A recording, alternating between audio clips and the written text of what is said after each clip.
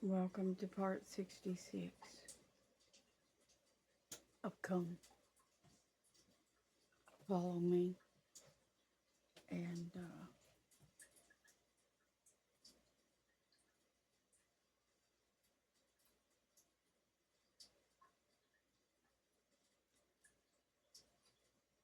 let's go meet Matthew.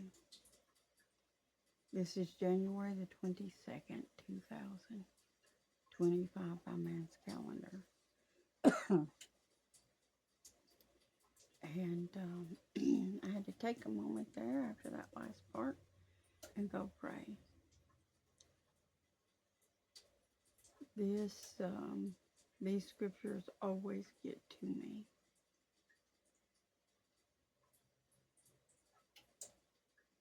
They remind me of what the Lord has done for me. I'm such a wretch, as are we all.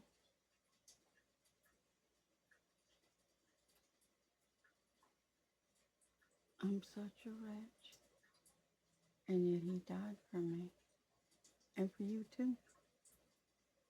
Doesn't matter what you've done, as long as you have not blasphemed against the Holy Ghost, which is God's Spirit.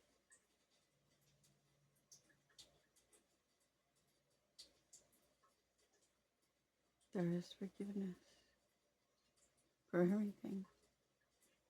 That's what's so great about his mercy and his grace.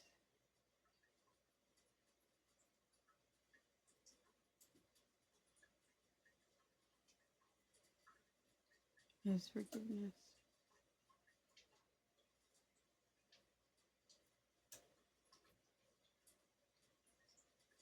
Do you truly believe in it? Do you really?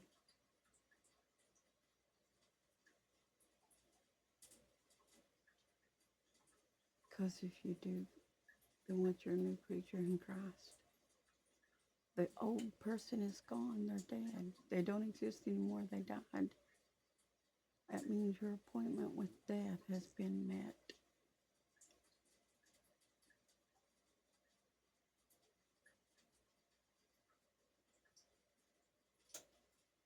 And if you truly believe that, then you wouldn't fear death anymore, because it has no sting on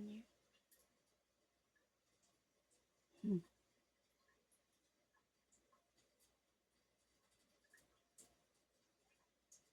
And Jesus is the resurrection and the life. Why do you have anything to fear if you are his? He's going to raise you right back up. You won't even know anything happened. So why are you afraid?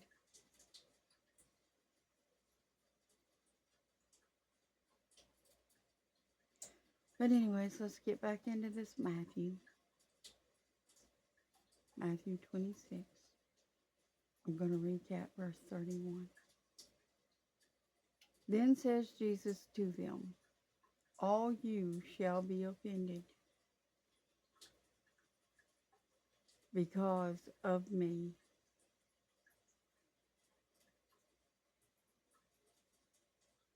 This night, for it is written. They're going to be offended at him when? This night, he said. For it is written, I will smite the shepherd, and the sheep of the flock shall be scattered abroad.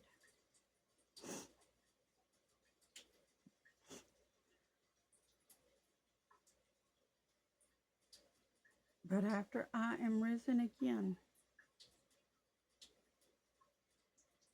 I will go before you into Galilee. And Peter answered and said to him, though all men shall be offended because of you, yet will I never be offended. That means falling away. He'll never fall away from him, he said.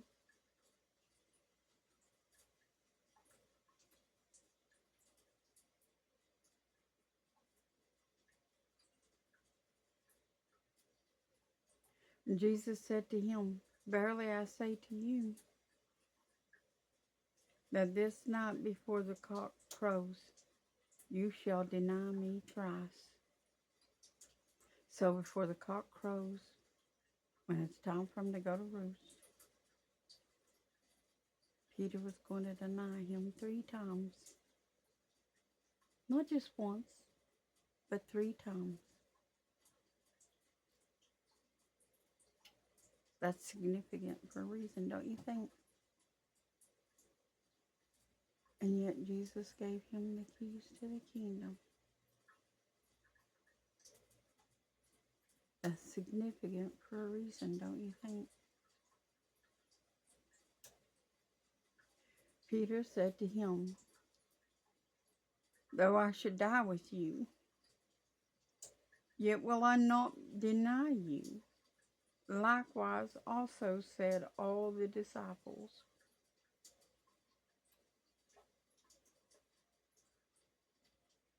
Then comes Jesus with them to a place called Gethsemane, and says to the disciples, Sit you here while I go and pray yonder.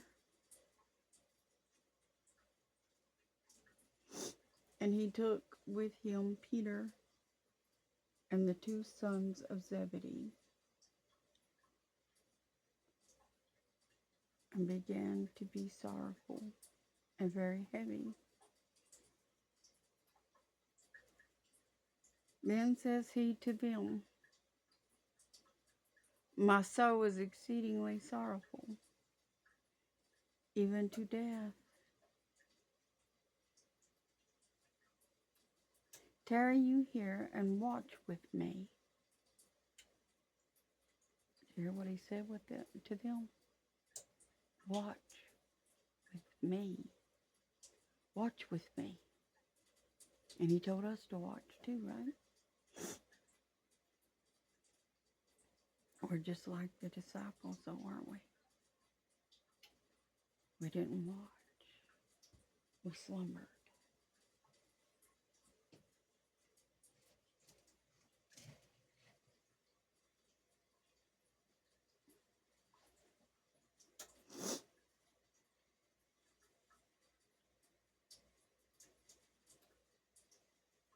And he went a little further and fell on his face and prayed, saying, O my Father, if it is possible, let this cup pass from me.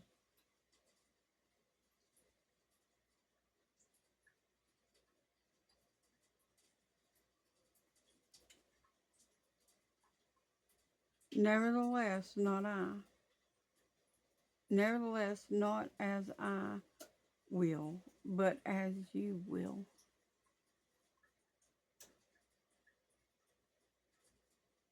And he comes to the disciples and finds them asleep, and says to Peter, What, could you not watch with me 1 hour? Couldn't even watch with him 1 hour, and yet he's claiming he's not going to betray him. Watch and pray that you enter not into temptation. The spirit indeed is willing, but the flesh is weak. And he went away again the 2nd time and prayed, saying, O my Father, if this cup may not pass away from me, except I drink it, your will be done.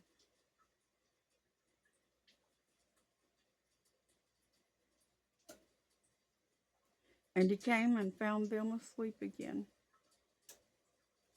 for their eyes were heavy.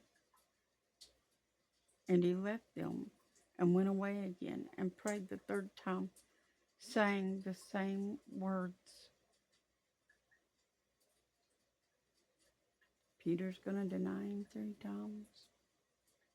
And now he's prayed 3 times the same words. Then comes he to his disciples and says to them, sleep on and take your rest. Behold, the hour is at hand, and the Son of Man is betrayed into the hands of sinners. Rise, let us be going. Behold, he is at hand that does betray me. And while he yet spoke, lo, Judas, one of the 12, came, and with him a great multitude with swords and staves, from the chief priests and elders of the people.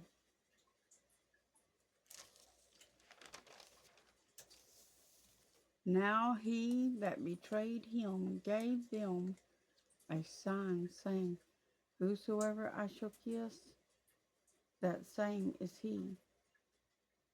Hold him fast. That means firmly. And immediately he came to Jesus and said, Hail, Master, and kissed him. And Jesus said to him, Friend, wherefore are you come?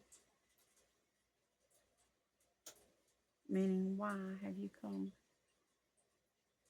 Then came they and laid hands on Jesus and took him. And behold, one of them, which were with Jesus, stretched out his hand and drew his sword and struck a servant of the high priest's and smote off his ear. Then said Jesus to him, Put up again your sword into its place. For all they that take the sword shall perish with the sword. Remember this when you think about defending your homes with weapons or against the enemy.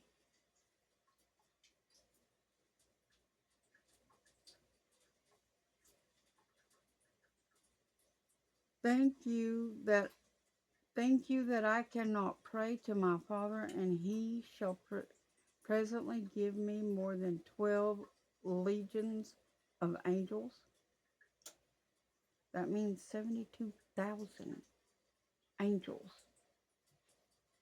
Do you think that he couldn't have called 72,000 angels?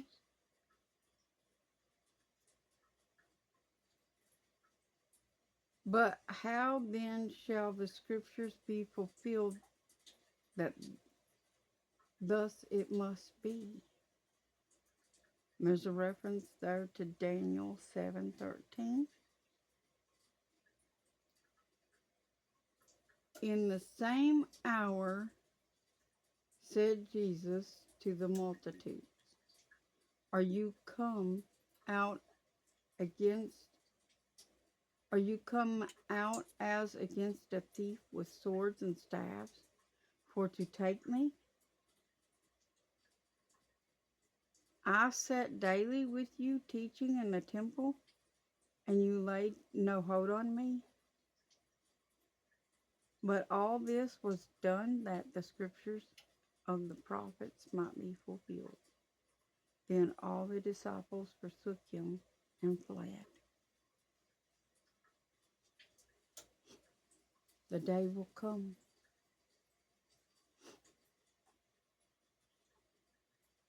when, just for his name's sake,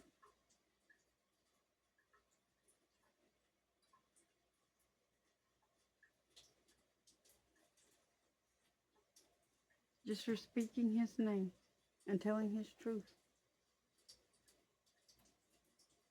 there will be a punishment,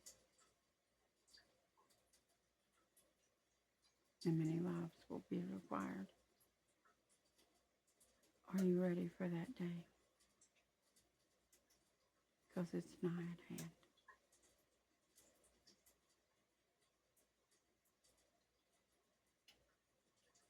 I'll see you in the next part.